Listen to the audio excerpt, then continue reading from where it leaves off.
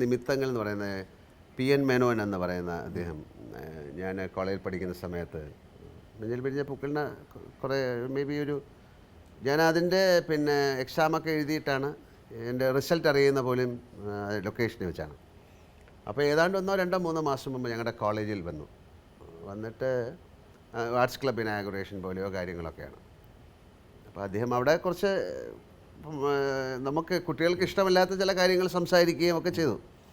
അത് കഴിഞ്ഞ് വെളിയിലേക്ക് ഇറങ്ങി വരുന്ന സമയത്ത് പുള്ളി ഒരു ആവശ്യമില്ലാതെ എൻ്റെ കവിളുകളിൽ പിടിച്ചിട്ട് നിന്നെ ഞാൻ ഒരു ആക്ടറാക്കും അങ്ങനെ പുള്ളി കുറച്ച് ചിലപ്പോൾ കുറച്ച് ബോധത്തിൽ നിന്നൊരു അബോധാവസ്ഥയിലായിരിക്കാം. അപ്പോൾ അത് നമുക്ക് പെട്ടെന്ന് ഒരാൾ നമ്മുടെ കവിളിൽ പിടിക്കുന്ന സമയത്ത് ഞാൻ അദ്ദേഹത്തിൻ്റെ കൈ തട്ടിക്കളഞ്ഞു. അദ്ദേഹമാണ് ആദ്യമായിട്ട് എൻ്റെ മുഖം വരയ്ക്കുന്നത്, മഞ്ഞൾ വിരിഞ്ഞ പൂക്കൾ. അത് കഴിഞ്ഞ് അദ്ദേഹത്തിൻ്റെ സിനിമയിലും ഞാൻ അഭിനയിച്ചിട്ടുണ്ട്. എന്നെ വളരെ ഇഷ്ടമായിരുന്നു.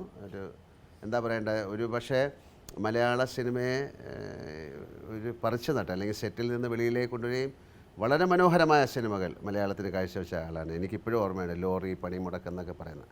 അപ്പോൾ ഒരുപാട് അറിഞ്ഞോ അറിയാതെയോ ഞാൻ നേരത്തെ പറയുന്ന പോലെ ഇതൊക്കെ എന്താ അതിന് പറയുന്നത്, ദേ ആർ ദ മെസ്സഞ്ചേഴ്സ് എന്ന് വേണമെങ്കിൽ പറയാം അല്ലേ.